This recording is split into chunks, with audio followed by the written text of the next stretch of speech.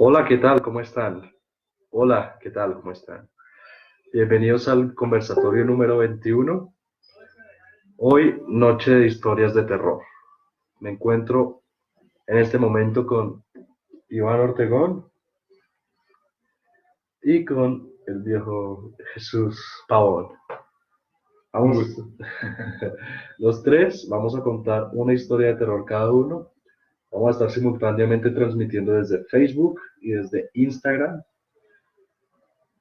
¿Y cómo será la modalidad? Muy fácil, muy sencillo. Cada uno tiene una historia que contar, va a quedar solo en un momento y les recomendamos encarecidamente de que apaguen las luces de su habitación, se pongan unos audífonos y se queden atentos escuchando la historia de cada uno. ¿Vale? Entonces, sin más preámbulos y para iniciar esta noche de terror, los vamos a dejar a solos con Iván Ortega. ¿Algo que decir antes de iniciar? ¿Alguno de los dos? Jesús. No, que lo disfruten y piensen en su historia también. Sí, exacto. Entonces, Me prohibieron el uso de la Ouija. ah, Hubiera querido haberla traído, pero trataremos esta noche de conectar con los del más allá. Ay, repite.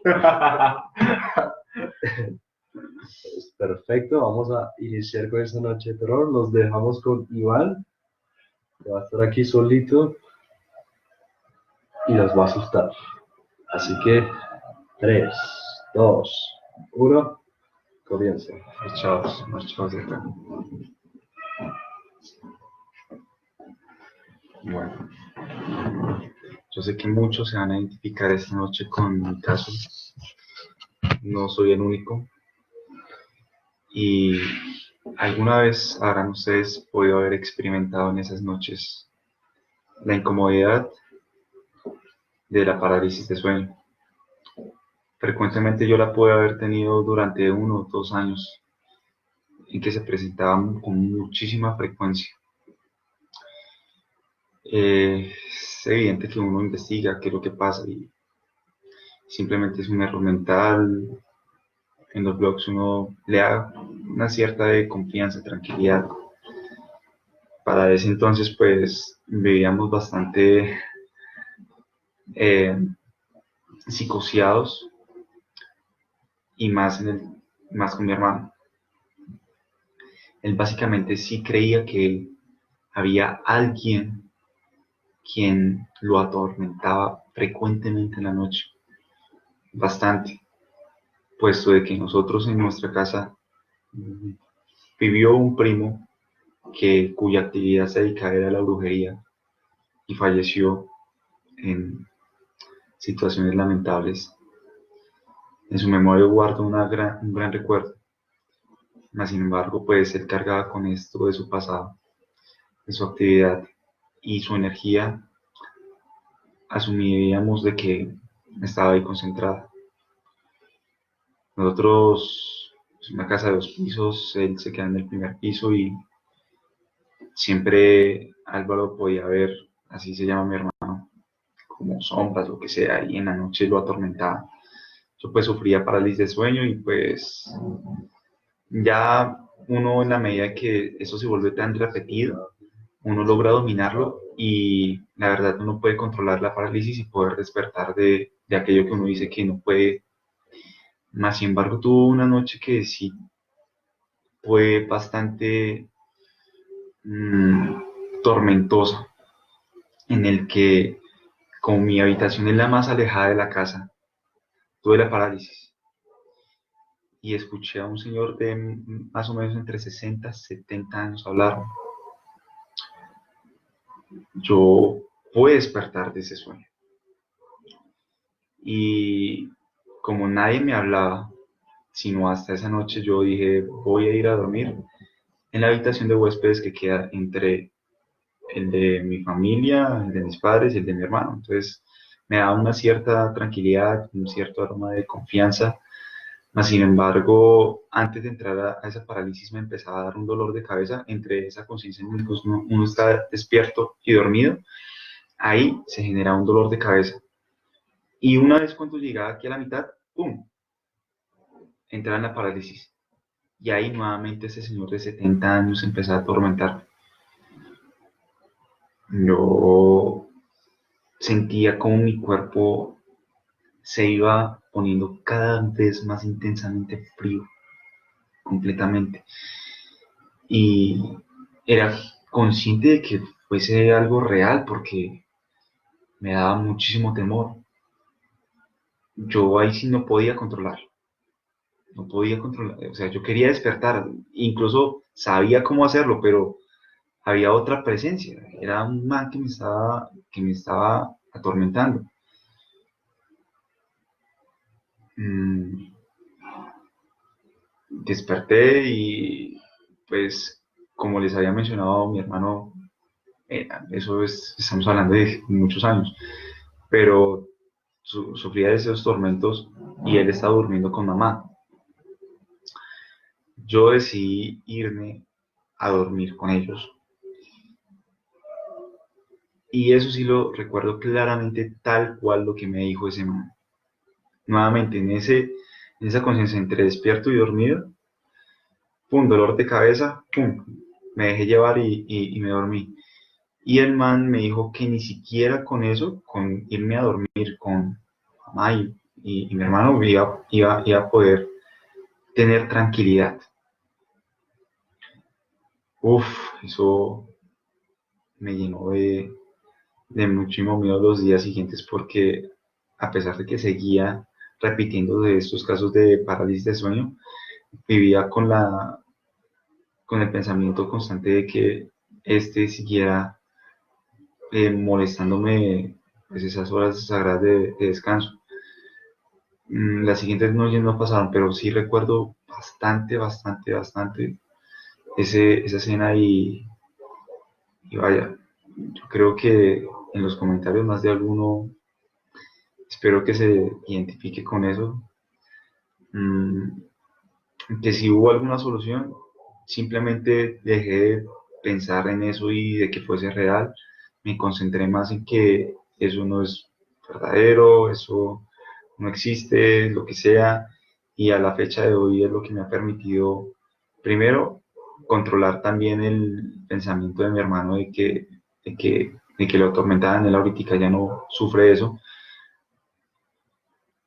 Yo creo que el recuerdo que más abrazo de eso es, por ejemplo, cuando mi mascota estaba falleciendo, un schnauzer, y sufría de un problema bueno, estaba volviéndose esquelético y él sufría convulsiones. Y en la última noche, antes de nosotros aplicarle la eutanasia, mi hermano gritó fuertemente, pero fuertemente, o sea, las 3 noches anteriores yo estaba pendiente de mi mascota, Robin, porque él sufría muchísimas convulsiones, cada 20 minutos, cada 30 minutos. Entonces yo estaba a las 24/7 ahí pendiente en esos 24/7, 24/3. Y estaba ahí pendiente de Robin. Pero entonces que esa última noche antes de aplicar la eutanasia, Álvaro gritó muy, pero muy fuerte. O sea, y yo, o sea, yo me había acostado a dormir porque yo estaba muy cansado, no podía descansar, estaba con horas de sueño acumuladas. Y ustedes pueden creer el grito tan impresionante que se pegó a las 12 de la noche, que me despertó y me despertó asustado y acelerado, que el corazón me bombeaba a mil, a mil, a mil, a mil, a mil, que fui y miré, dije, o sea, mi pensamiento, mi diálogo dijo, Álvaro se despertó y vio al perro, mejor dicho, desangrarse o algo así, no sé, me imaginé lo peor con Robin. Pero no, o sea, hasta el mismo perro que convulsionada estaba, cuando lo fui a buscar, estaba debajo de la cama, hasta también asustado del grito tan impresionante que pegó este. Uf, es muy fuerte. Y bueno, eh, para aquellos que sufren parálisis de sueño, y si les ha pasado esa voz de 60, 70 años, traten de concentrarse en que eso no es real. Permitan de que sea más fuerte su creencia que este individuo.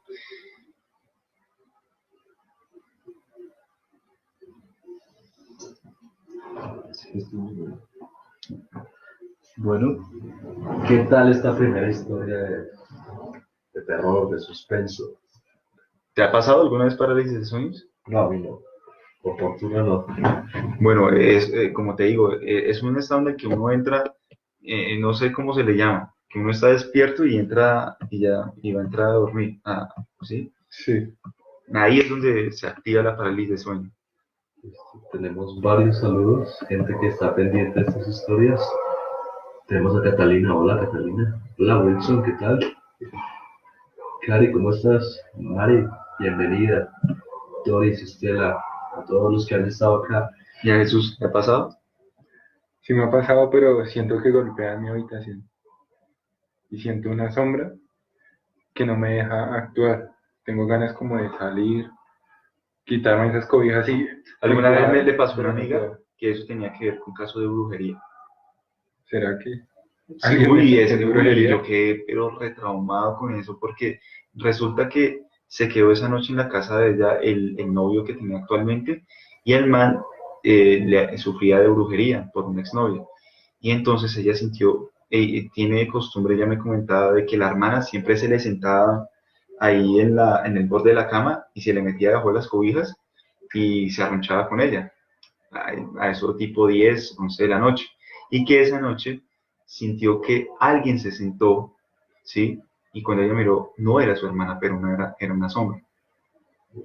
Esa sombra no se movió de ahí, no se metió debajo de las cobijas y ella quedó en parálisis.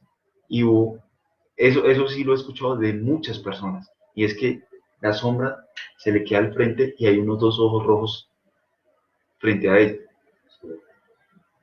Ella pudo después, al rato, no sé, ahí sí no sé cómo es el desenlace, pero tomó control y asustada, pues obviamente, bueno, el novio estaba durmiendo en otra habitación, obviamente.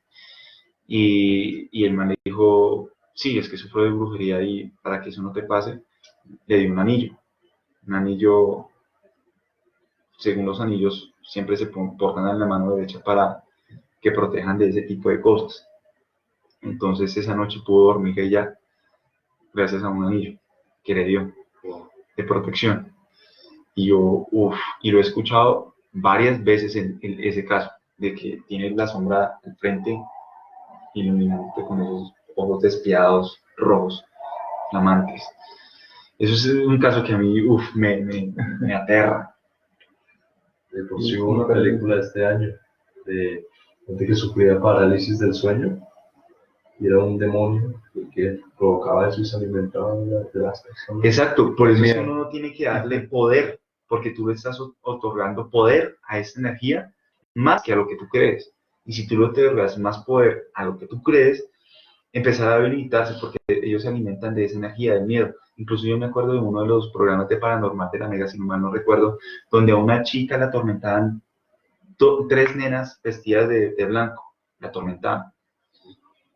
Y el parapsicólogo no pudo hacer contacto con esas tres almas porque ella siempre cuando le pedía deja el celular ahí en la habitación, siempre se asustaba y ellas estaban ahí quietas, o sea, y la dinámica era déjame comunicarme con ellas, déjame el celular. Y yo, uff, Dios mío. Entonces él decía eso, que básicamente es que nosotros le otorgamos poder a través de energías porque emociones como el miedo y todo es pura energía producida por los pensamientos que predominan ahí. Entonces no hay que otorgar el poder a las almas que de pronto ya fallecieron y están acá y de pronto usted siente la presencia, tampoco debes que acostumbrarte a saludarlas ni nada de ese tipo de cosas.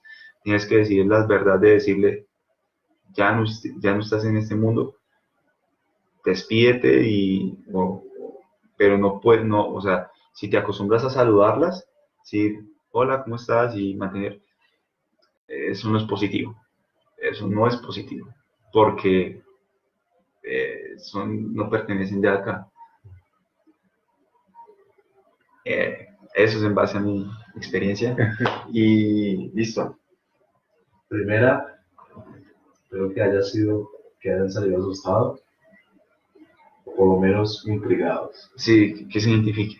Sí. Jesús, ¿sigues? Listo. Entonces ahora Jesús nos va a mostrar otra historia de terror. Así que atentos, que ya viene. Saludos para las personas que están en Instagram en este momento. Pónganse en su anillo de protección esta noche. El anillo para cuando. Y el anillo para cuando. Ah, Entonces, porfa, sigue Jesús. Los dejamos en compañía de Jesús. No voy a orar, ¿no?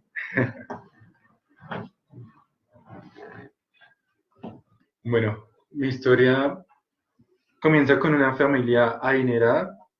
Esta familia empieza en un juzgado en el cual están repartiendo los bienes, bienes que les dejó su abuela. Y para sorpresa de todos, para una persona, José recibe la casa más grande. Eran 3 pisos y bastante antigua. Pero en el testamento había algo curioso. ¿Qué era esto tan curioso? Sencillamente era, disfruta la casa, pero en el segundo piso hay un cuadro. Nunca lo vayas a tocar. Esta persona, José, recibió la casa, se fue 3 días después y cuando se instaló en ella, ya con todo el trasteo, con todas las cosas que llevaba, se cansó y quiso dormir. Ya eran alrededor de las 11 de la noche y empezó a dormir. Más o menos a las 2 de la mañana sintió que golpeaban la puerta. En esos momentos, José se despertó. Era una casa sola, muy grande. Él estaba en el tercer piso y creo que seguimos solo con Instagram. Hay un problema en Facebook. Y cuando él estaba en el tercer piso, lo que hizo fue abrirla y sonaba la puerta, chirriaba como... Cuando esta puerta empezó y enfocándose eran miradas de personas en estos cuadros, miradas terroríficas, con los ojos bien abiertos. Le cogió el sueño, estaba tan cansado que se durmió en esa cama. Cuando esta persona, José, decidió nuevamente despertar porque sintió una fuerza, prendió la luz y se asustó. Se asustó tanto que lo que hizo fue mirar las paredes y para sorpresa no había ni una sola pintura, no había nada, solo habían ventanas.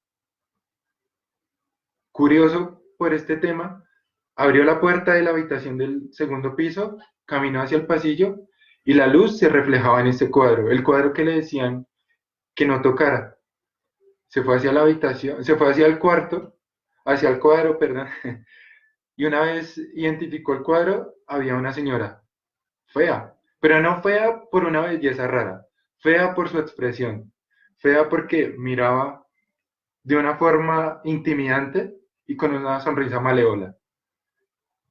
Se fue hacia el tercer piso y volvió porque algo le dio curiosidad en este cuadro. Sencillamente fue que el cuadro cambió de posición. La mujer que estaba dentro cambió de posición y lo miraba de una forma más terrorífica y más cerca, con los ojos hacia arriba. Sencillamente él se asustó, se fue nuevamente a dormir y se escuchó una risa aterradora, como si fuera una bruja. Se escuchaba. Se fue hacia el cuadro y para sorpresa, esta mujer nuevamente cambió de posición ante su mirada. En esa mirada tan perdida, tan llena de odio, comenzó esta persona a retroceder. Se fue de la casa y llamó a su papá que le dijo, este cuadro es algo raro, nunca sabemos su misterio. Es algo que dejó la tatarabuela y es su tatarabuela la que está en este cuadro. Sencillamente, ella antes de morir le dijo a su hija, píntame en este cuadro. Cuando la pintó, estaba sonriendo, pero momentos después, la tatarabuela se suicidó. Se suicidó y le dejó una nota: siempre voy a estar aquí en este cuadro para cuidarte. Es curioso porque la persona que recibió la casa era el nieto, el cual le había dado veneno en una sopa. Él quería simplemente esta casa y la obtuvo. No sabemos por qué se la heredaron y por qué necesariamente quedó en la escritura la imagen del cuadro. O bueno, no la imagen del cuadro, sino el mensaje de este cuadro. Por esto, la persona volvió, grabó, durante estos 3 días grabó el cuadro y no se imaginan. La primera noche, a las 12 de la noche, el cuadro cambiaba su posición, miraba para todos lados. En la segunda noche salió del cuadro, se asomó y miraba, sonreía y volvía. Nuevamente más aterrorizante. Pero el tercer día salió del cuadro, se paró y era una persona enorme, pero no enorme por su contextura física, enorme por el cuello que salía. Esa persona salió, miró todas las habitaciones y sencillamente lo que hizo fue volver al cuadro, riéndose, con una sonrisa malévola. ¿Qué hizo José? Volvió, miró todos los videos, cogió el cuadro y le puso una sábana. Pero la sábana se cayó, la dejó bien sujetada. Y él, miedoso, lo que hizo fue coger el cuadro para botarlo, pero de repente salieron unas manos, las cuales lo agarraron y su respiración empezó a perderse. Su contextura física, todo su organismo respiraba de una forma agitada y de repente las manos desaparecieron. Él volvió nuevamente a tratar de botar este cuadro y ya no había nadie en el cuadro. No estaba esta persona atrás visualizando, simplemente había desaparecido. Estaban las sillas, estaban las luces del cuadro, pero no había nadie. Y él se quedó observando y vio un reflejo, vio una respiración atrás. Bueno, no, escuchó una respiración muy fuerte.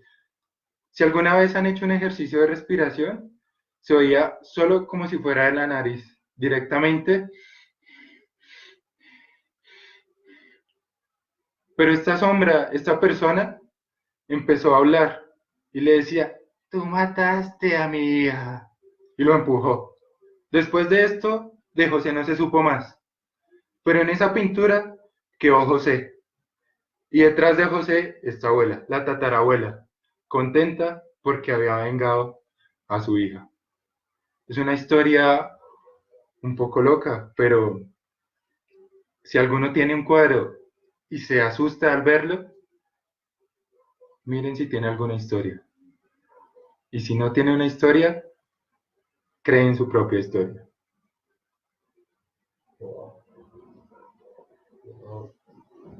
¿Qué tal estás? Solo de un cuadro las cosas que pueden surgir, ¿no?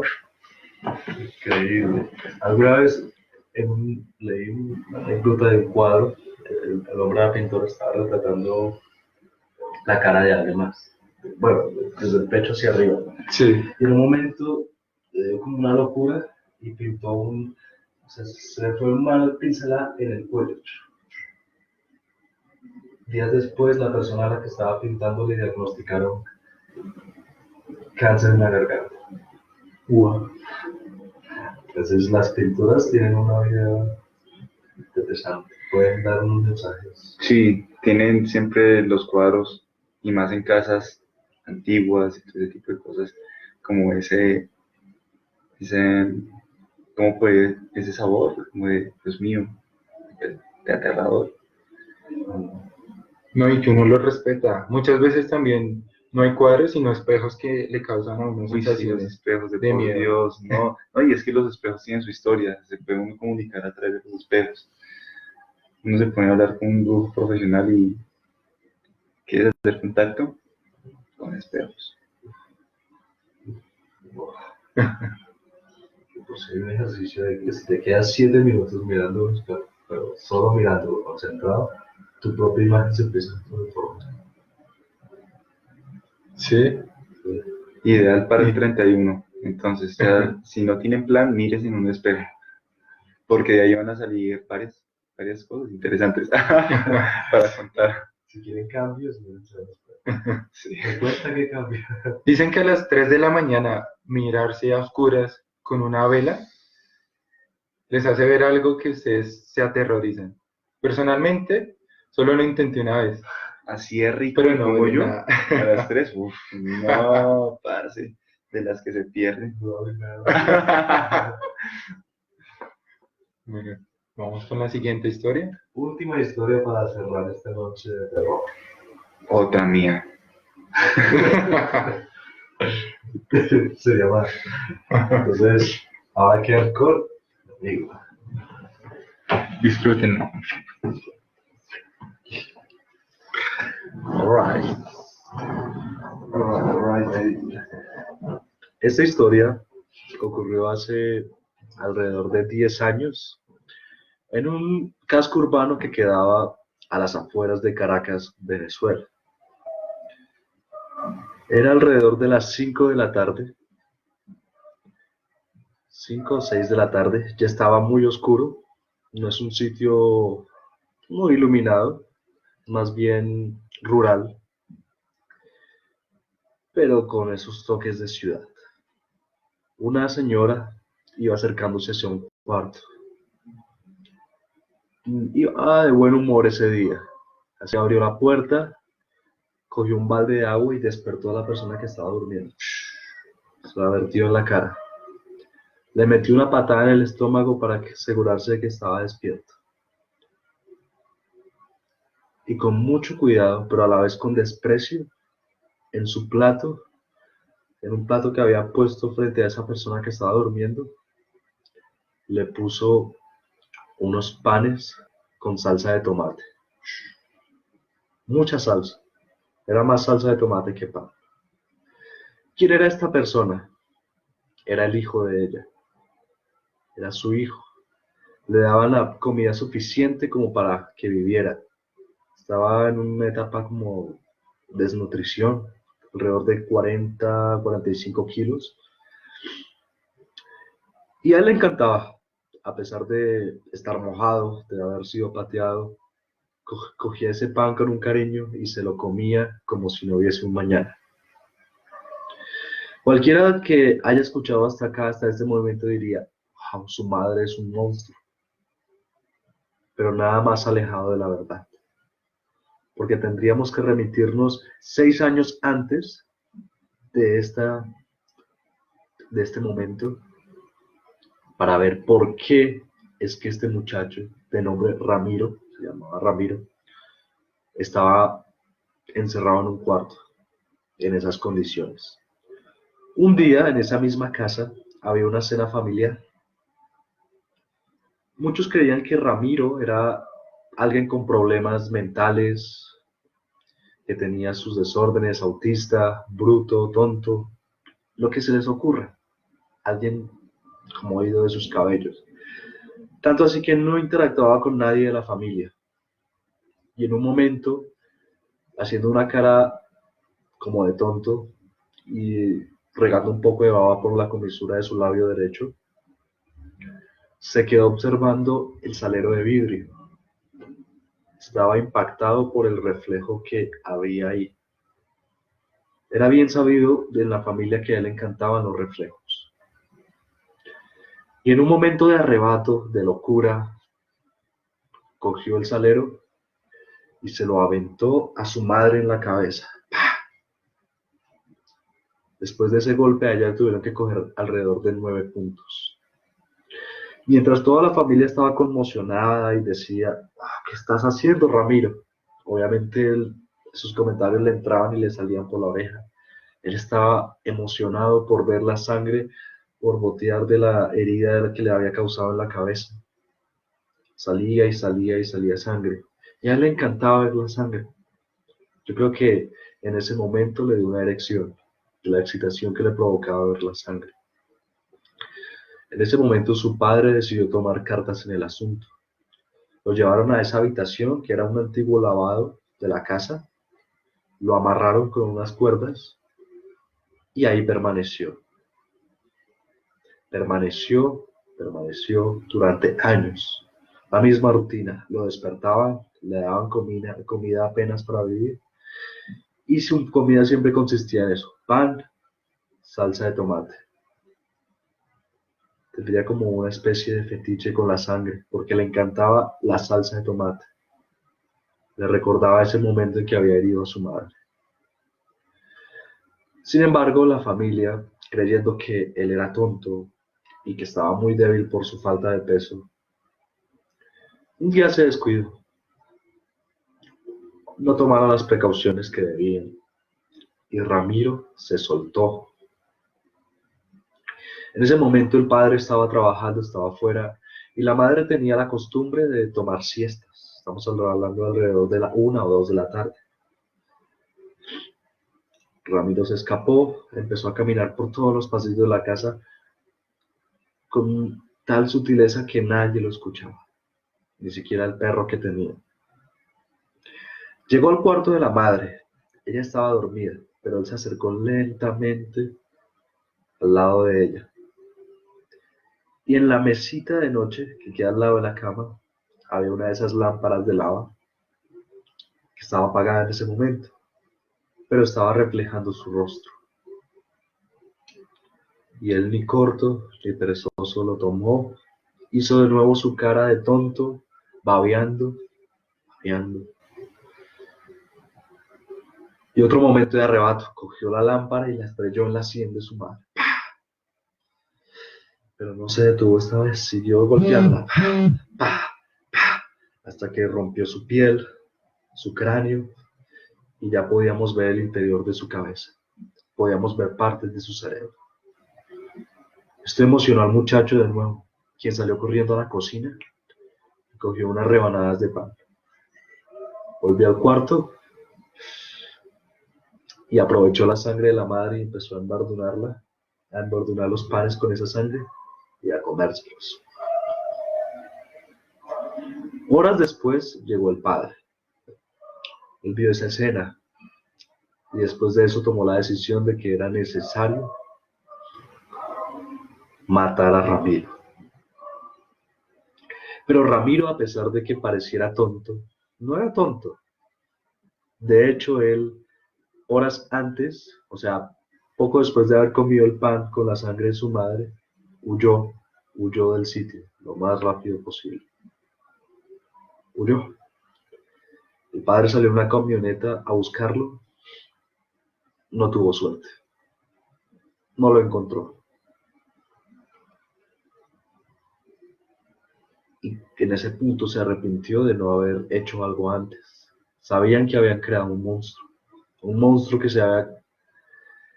que había acabado con la vida de una persona, que se había graduado como asesino. Siempre habían habido incidentes con Ramiro en su niñez. Por ejemplo, a una de sus tías con un bolígrafo se lo clavó en el ojo, la dejó tuerta. Tenían un gato, también lo había golpeado, siempre con cosas con reflejos. No hablaba con nadie. Así que Ramiro pasó de un psicópata a un asesino por medio de ese matricidio. Muchos años después se puede saber de Ramiro porque ahora estaba en Caracas, deambulaba por las calles, como si fuera un indigente más, un habitante de la calle, quien pide limosnas para poder vivir, comer. Se le ve con harapos, ropas viejas, una expresión extraña en la cara y con su cara muy poblada de barba, irreconocible para quien lo haya visto antes. Siempre con sus limosnas se dirige a un centro comercial, a una plazoleta de comidas. A su paso todas las personas se alejan, sienten una energía extraña que prefieren no acercarse, ni siquiera los policías son capaces de decirle nada. Y desde que él empezó a estar en Caracas, empezaron a aumentar los casos de personas asesinadas con cosas con reflejos. No se sabe si es Ramiro, pero es probable que sí. Siempre que va a la plazoleta se dirige a un McDonald's. Allí pide la hamburguesa más barata con muchas bolsitas de salsa de tomate. No le interesa la carne, ni los pepinillos, ni las verduras, nada de eso. Le interesa es la salsa de tomate. Un día, mientras comía, empezó a sentir un tinte gris, se empezó a sentir muy triste. Veía a su alrededor, le gustaba observar a las personas. Veía a muchos padres y madres con sus hijos, mientras jugaban, reían.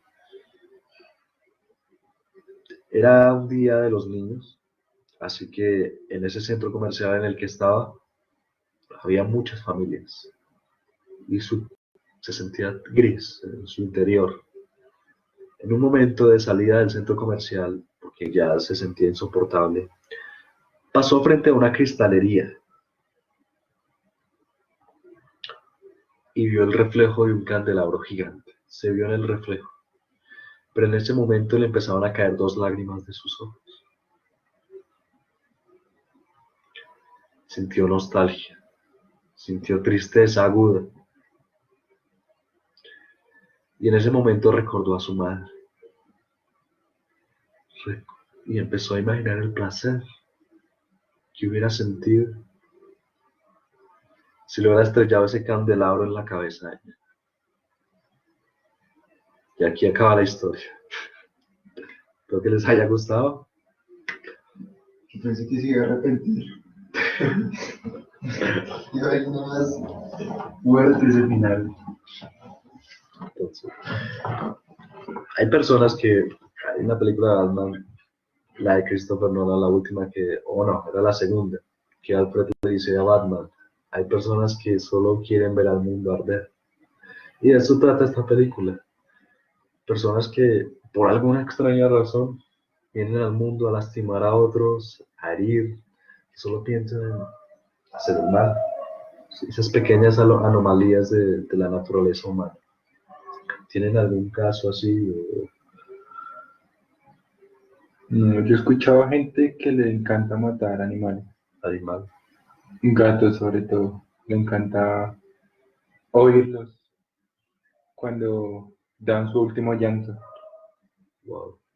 Cosas así. También Vayan los he ustedes al visto por las cementerio, historias. Uy, no. al cementerio central. Es el caso más conocido por todos de que no se deja descansar a estas almas, entonces los brujos dejan o saquean tumbas y estas almas piden a gritos que la liberen, que no las usen para ese tipo de rituales. Una de esas almas sí yo las ayudaría, la verdad.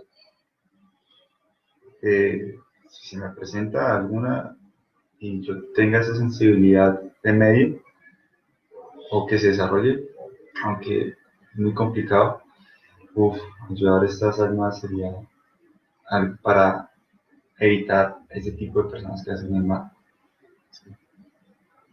Porque a la hora de la hora también fueron con nosotros, terrenales, físicamente, aquí en este mundo, y necesitan descansar. Entonces vamos a hacer una transmisión en vivo en el cementerio central.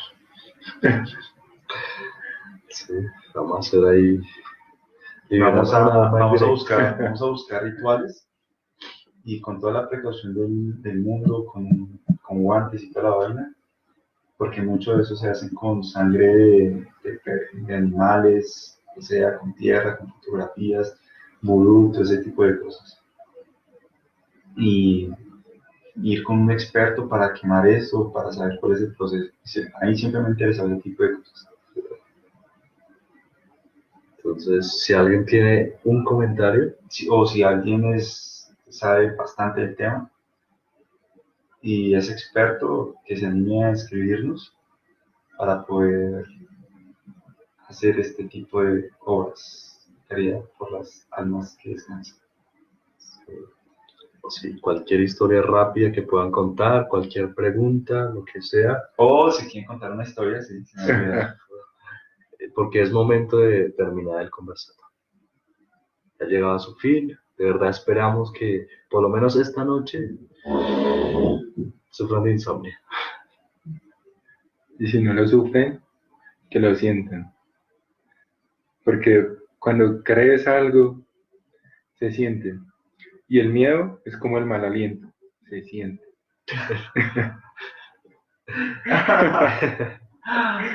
Buena comparación. Sí. Entonces, dejar en los últimos comentarios, dejar todo el amor posible. En Facebook no me están apareciendo comentarios, si están escribiendo, de pronto es que Facebook me los está baneando, porque creo que había alguno y se desapareció. Instagram, si tienen algún comentario, hacerlo en este momento, es la hora.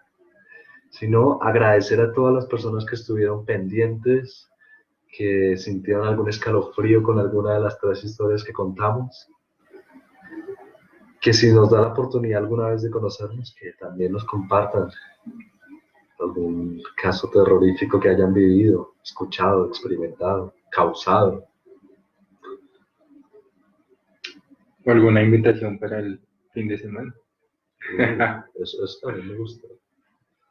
De hecho, estábamos pensando en algo de disfraces, pero necesitamos más gente loca con ideas.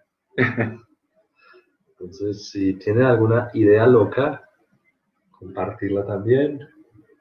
Si quieren dejarle amor a cualquiera de estos 3 cuenteros, Chambelanes de caramelo. esa es la hora. Si no, agradecerles e invitarlos de antemano al próximo jueves. Más transmisión en vivo, más conversatorio, mejores temas y conectados siempre. Hay comentarios, por lo que veo. Así que tengan una feliz noche. Que descansen en lo posible.